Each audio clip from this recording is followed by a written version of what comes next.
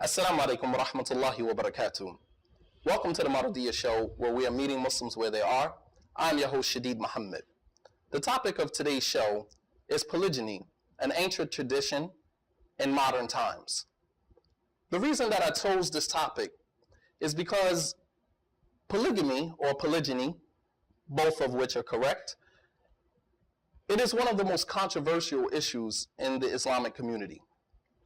There are many people that believe that it should not be practiced in such a progressive time that we're living in. And there are a fair amount of Muslims who still practice this tradition of polygamy. And the reason that I say tradition is because polygamy is something that was practiced well before the advent of Islam.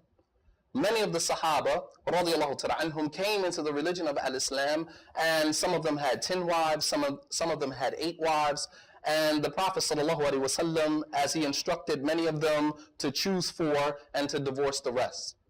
And that is based upon a verse in the Qur'an in Surah An-Nisa, in Surah number 4 in the Qur'an, where Allah subhanahu wa ta'ala says, addressing the men of this ummah, that choose the women of your preference. فَانْكِحُوا مَا طَابَ لَكُم مِّنَ النِّسَاءِ مَثْنَى وَالثُّلَاثَ وَرُبَاعَ فَإِنْ خِفْتُمْ أَلَّا تَعْدِلُوا فَوَاحِدَةً أَوْ مَا مَلَكَتْ أَيْمَانُكُمْ.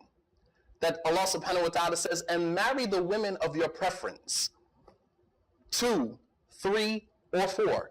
And if you fear that you cannot be fair or just between them, then restrict yourselves to 1. And this is something that in our time today that is still practiced. And what we need to realize is that Islam did not come to permit polygamy. It just came to regulate polygamy, which was already being practiced prior to Islam. However, our dilemma today with many polygamous relationships is that there is not enough information being digested before brothers and sisters embark upon this journey into polygamy. Polygamy comes with its own set of problems, comes with its own set of issues, and I think a lot of times brothers and sisters compound their problems by going into polygamy, especially ill-equipped and unprepared. So today, inshallah ta'ala, we want to explore this topic or this issue of polygamy from both the men as well as the woman's perspective. Men, they have their own issues with the women in polygamy, and women, they have their own issues with the men that are in polygyny. And our issue is not today to talk about the problems, but to come up with some of the solutions to these problems, as well as to let the men in on a little bit about some of the inner workings or the inner dynamics that go on amongst the women in polygamy. Because as men, we believe that we have all of the answers because we're men, and we believe that we understand women. But if you know, like I know, the more you think you understand women, the more you realize you know nothing about women. So today, inshallah ta'ala, I have 2 guests with me. One who hails from Brooklyn, New York, who is a graduate from Medgar Evers College, University, Medgar Evers College. She has a degree in education. She's a full-time teacher. She's what they call a domestic engineer, a housewife, right? And she is also a writer, an author. We're going to talk a little bit about some of her writing ventures, as well as an entrepreneur and a designer.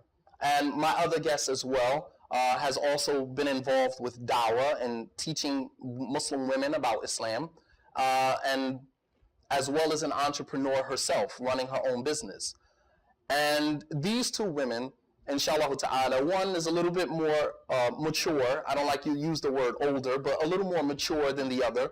And these 2 women, inshallah ta'ala, are going to talk today about some of their experiences with this topic of polygyny, and to answer some of our issues or the problems that we seem to not be able to wrap our heads around as it relates to this issue of polygyny. So please help me welcome my guests, Sister Aisha Abdul Qadir and Sister Jannah Bayyan. Assalamu alaikum wa rahmatullah. Wa alaikum assalam wa rahmatullah. Thanks for coming on the show. Thanks for having us. Alhamdulillah. So I want to just kind of start off just kind of breaking the ice, because I know this is a very touchy topic for many Muslims. And hopefully, inshallah ta'ala, we can we can touch on some of these issues, inshallah ta'ala. First, you women are educated, you women are professionals, you women are entrepreneurs, you are full-time mothers. What made you decide to go into polygamy? You could have chosen monogamy, it could have just been you and another man, but for some strange reason, you women decided to go or to marry into polygyny. Please explain to me why you made that decision. Because some women would say you guys were crazy. Well, why would you do that? You know, you're beautiful, you have so much going for yourself, you're intelligent. Why choose to go into a relationship when a man has another wife or has another family already? Sister Aisha, let's start with you. I'll say at the time that I made the decision, the man that I met reminded me of Allah, and that's who I wanted to marry, whether he was married or not. So you didn't really care about the fact that he had another family? That wasn't important? It was important because I knew the sister. Okay. So when I felt that, we could get along and be a family. Okay. And I felt that things would work out. That's before I knew anything about polygyny. I was just willing to share a man. Okay. Sister Jannah? Well, for me, it was always an option. Polygyny was always an option? Polygamy was always an option, yes. Polygyny was always an option. Just growing up at a very young age, I had an understanding of men and, their preference for women. And when you grow up in that type of environment with a father like I had, you accept it. It's just always an option. So I wouldn't discount marrying a man I wanted to marry because he was married already. That's an option. It's allowed. What's wrong with it? Okay. So the fact that you guys are professionals, the fact that you guys have so much potential in your own personal lives had no bearing on the fact that you would marry into a situation where a guy already has, because some women would look at it like, why would I marry a man who has a wife and a family already when I'm young, I'm beautiful, I'm pretty, I can have any man. I call that the Barbie doll stage, in the early 20s, where women believe that they're God's gift to every man and they can have any man they want. Why, going into polygamy, making a choice to go into polygamy at that particular moment, some would say is, absurd. I think one thing has nothing to do with the other. With the choice you make in your life to marry and to your partner has nothing to do with how you revere yourself. Like it doesn't match. Like you want a life partner, somebody that complements your situation and who you are as a person. And whether that person is married or not married, it shouldn't stop you. Okay. For me, I wanted that man. You wanted that man. It didn't matter whatever else came along with it. No, I wanted that one. Okay. I mean, that's just honest. That's just pure honesty, and that's all that a person can ask from you.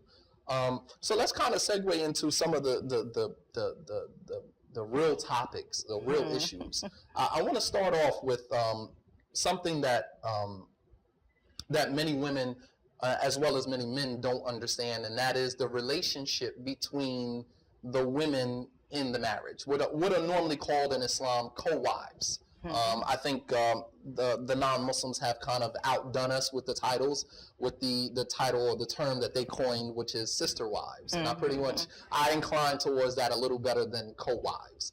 Nonetheless, without playing semantics, they both mean the same thing. What is the ideal relationship between two women in a marriage to the same man? Or is there an ideal situation?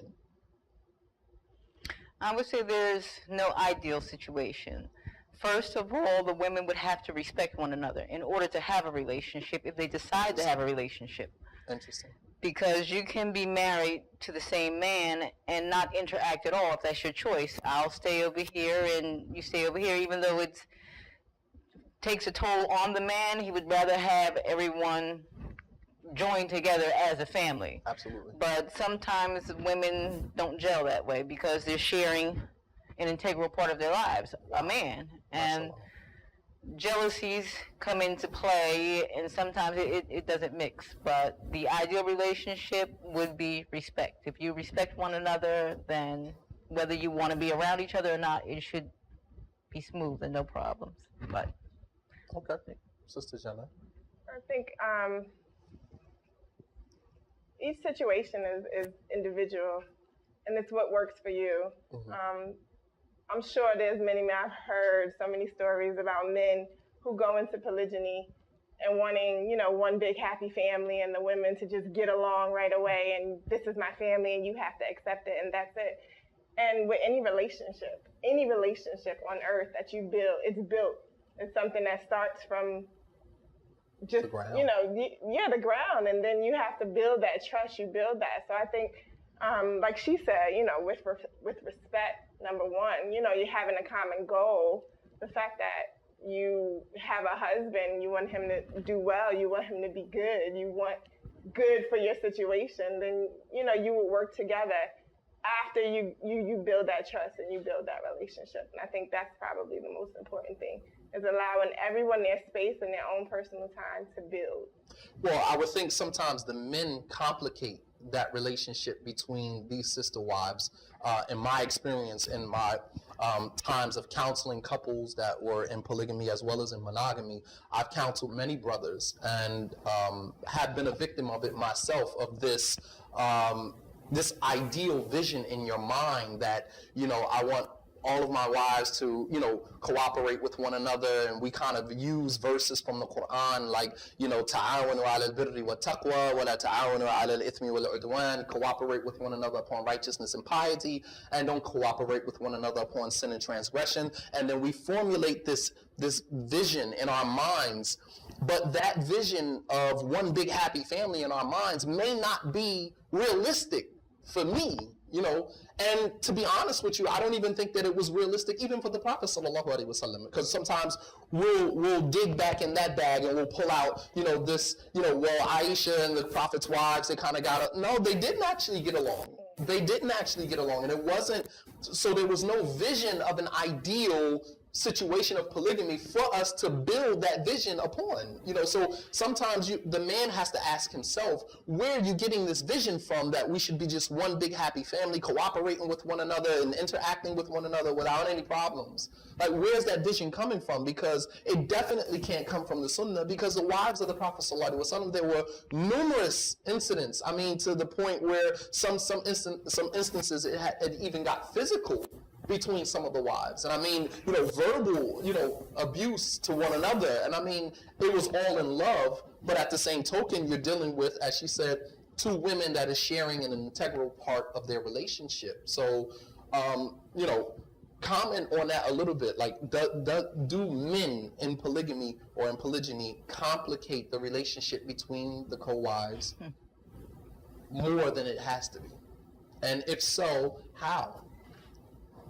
Well, I think men, because there's a lack of understanding of women and how we operate, you guys, men kind of see black and white, like, you know, problem, solution, and that's it, and just get over it. And for women, it's very different. It's very different. It's just a different thing. I mean, if a man is having problems with one wife, for example, if he's having problems, he shouldn't go to the other wife and be like, oh, you know, I'm having problems, I'm mad at her, you know, because their relationship might not be mature enough to handle what he's saying, you know, and then that's her perfect opportunity to get in there and cause problems. So, I mean... And I'm glad you mentioned that, because there was actually an incident between two of the wives of the Prophet ﷺ where he actually did this. If you guys remember the incident, what is called Qissatul Ifk, the story of the lie that was fabricated on Aisha, where she was accused of adultery, right? And this incident went on for well over a month. Revelation stopped for 40 days. And so the Prophet ﷺ and his household and his family had to endure this fitna, this trial, for a period of 40 days, wherein revelation had stopped. And the scholars explained that Allah withheld revelation during that time to test the Prophet ﷺ, to see whether he was going to speak before revelation came to him or not. Nonetheless, the Prophet ﷺ, in his frustration with the situation, he went to another wife to ask her about Aisha, who was the one that was being accused. And the woman that he went to was Zainab. And if you know anything about the relationship between Zainab and Aisha, it was a constant feud, constant, conflict, constant competition, and the fact of the matter is that at that very moment, Zainab could have said, well, just divorce her. She could have said that. And at that moment, she was being tested because the Prophet went to Zainab and asked her, what should I do with Aisha? And at that very moment, she could have seized that opportunity to say, you know what, divorce her. She's causing a lot of problems in our family. We don't really need her, whatever the case may be. But Zainab, she didn't. She said, I don't know anything about Aisha except good. She said, I know nothing about her except good. She's young, and sometimes she, leaves the door open and the goats come in and they eat the bread and, that we have left out on the table. She said, other than that, I know nothing about her except good. But in our time, it's very rare to find a sister to have that type of what is called insaf in Arabic, to have that type of, fairness, that type of fairness and that equality that you would give her her due, even though you felt about her the way that you felt about her. But as you were saying, that it's very dangerous for a husband to go to one wife to ask her about what he should do, or to even expose the fact that he is having problems, and that complicates the relationship between the co-wives even more. Sister Aisha? Mashallah, for the most part, I can say my husband, I get upset with him because he doesn't do that. I try to get him involved and he doesn't get involved. He's like, y'all handle it. Okay. And that is, he doesn't come to me with anything about her or take anything about me to her. So, mashallah. So do you think that makes the relationship easier, or does it complicate it more? I think it makes it, on my part, it makes it a little easier because that means I have to confront my issues head on. I can't put him in the middle. Absolutely. As a mediator. I have to stand on my own 2 feet and say, look, this is how I'm feeling, instead of going through him. Exactly. So. And I'm actually in the process of writing a book on polygyny with the same title. And I have a chapter title in there called First Wife's Syndrome. And the first wife syndrome is exactly, and you'll find that behavior more so with the first wife, because she believes that she has a stronger relationship with the husband. She's been married to him longer, so she feels like that he should see her side more, and he should be quicker to take her side and to come to her defense. So sometimes she puts the husband in between the situation between her and her co-wife. Oh, you're not going to defend me. You're going to let her do this to me. Basically using as her niche the fact that we built this relationship together. You've known me longer. Exactly. You know me longer. Exactly. And our relationship is stronger. And it does complicate the situation even more, and I just think that going back to the first thing that you mentioned about women having respect for themselves first and foremost. And when you have respect for yourself, as the Prophet ﷺ mentioned so eloquently in the hadith, that you come to people with the same behavior that you want them to come to you with. Yati ila nas ma yuhibbu an yuta ilay. That you come to the people with the same character that you want. And we grew up as Christians in this society, and that was what we used to call the golden rule: do unto others what you want others to do unto you. Okay, so great. So there's no necessarily ideal situation for or relationship between the co-wives in the marriage, and that's for brothers as well as sisters to understand, because women may come in with this false idea that you are supposed to be my best friend, right? And as a woman, already in a situation of polygyny, maybe you're not looking for a new friend, especially not someone that the husband is married to, right? So the woman comes in believing that we're supposed to be best friends, and then when she sees you in the masjid and you don't jump up and hug her and you don't embrace her a certain way, she starts to think that there's problems between you, when in fact it's not. It's just that the relationship has to have some time to develop, and it doesn't necessarily mean that because he's pleased with you that I am, right? Or pleased with the situation. Okay, so let's go into my next question, or my next issue, which is how does a woman cope in polygyny? How does she cope in polygyny? Cope or deal? Or deal. You fear Allah as much as you can, and you learn your deen for yourself. Okay. So if you are trying to please Allah and pleasing your husband, and it seems like everything should fall into place, but you're going to have some issues, and you should deal with it in a way that you would deal with anyone else. Mm-hmm. There's going to be rifts. There's going to be issues. There's going to be times, and I always say to myself not to concern myself with what else is going on. Like, if it's not my day, don't sit around and wonder what are they doing, or trying to call him every 5 minutes to see what's going on. Go on with your day. Like, okay, he's still your husband. He's just not with you right now. Mm-hmm. Doesn't mean you have to be on the phone with him every 5 minutes. Just do you until he comes home. Mm-hmm. But when you get wrapped up into what's going on, what are they doing, where are they going, you get consumed, and then that makes for a bad relationship. Mm-hmm. And I'm glad that you mentioned that, because, and basically what I'm talking about is, you know, when we find as human beings ourselves in very traumatic situations, we have to find ways to cope, coping mechanisms. You know, we have coping mechanisms for every situation. I'll give you an example. When a man goes to prison, right, and he knows that he has 10, 15, 20 years, right, his coping mechanism is to tell himself mentally that I am not going home, and that this is my home. This is my home for the next 10 years. Because if he doesn't do that, then he's consumed with what's going on out in the streets. I wonder what such and such is doing, and it makes it difficult. Your days seem to go by very slow. Your time seems to go by very slow. So in order for you to cope under those difficult and uncomfortable circumstances, you have to create, or you have to have a coping mechanism. All right. So what I'm asking is, in polygamy or in polygyny, what is the coping mechanism for a woman? And I mean, mind you, it might differ from woman to woman, obviously, you know. So you're saying that one of the coping mechanisms for dealing with polygyny is not to concern yourself with what your husband is doing when he's not with you, not to be overly consumed with, you know, where they're going, and I hope he's not taking her to the famous restaurant we went to, you know, I hope he did not take her, you know, I know he didn't take her here or there, you know, and you're consumed with that. And what it does is that it makes your life in polygyny miserable more than it's necessary. And it also complicates your relationship with your husband, because when he comes home, instead of embracing him, you know, you're resenting him because of the time that you guys spent away, you know. Jannah? Well, I would say first, knowing yourself. Okay. Anything that you embark on in life, you have to know yourself. You have to know your limits. You have to know your boundaries. You just have to know yourself. And then I would say your relationship with your husband, effective communication.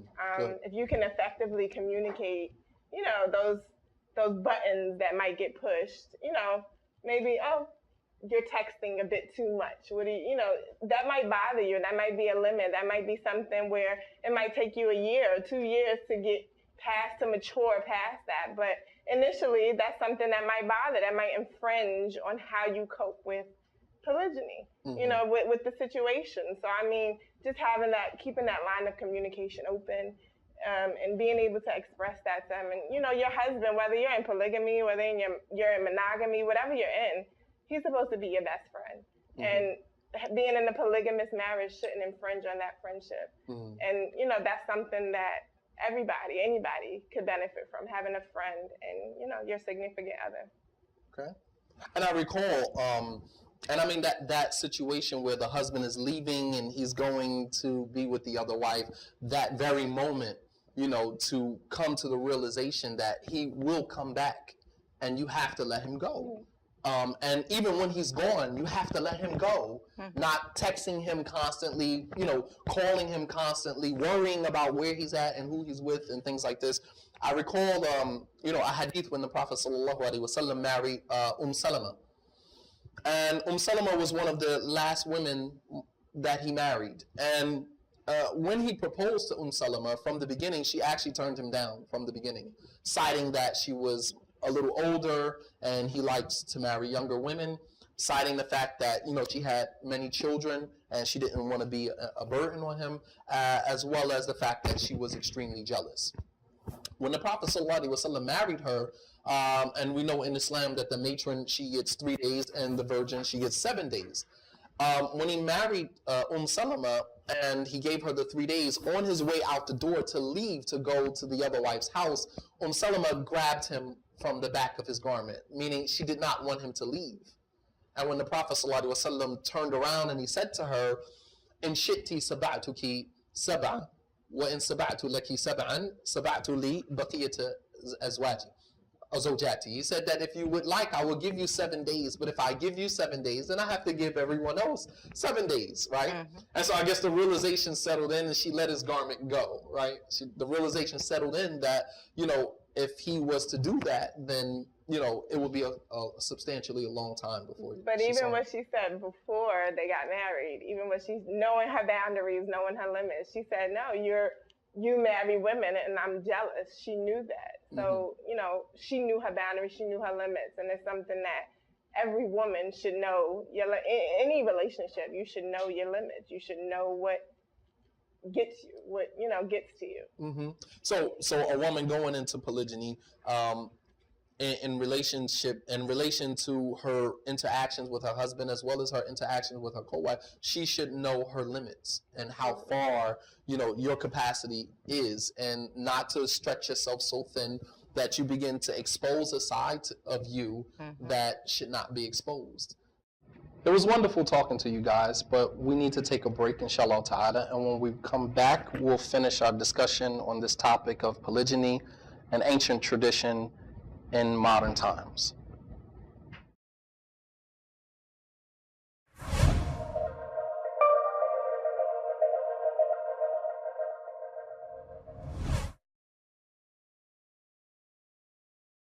Anyone can tell me.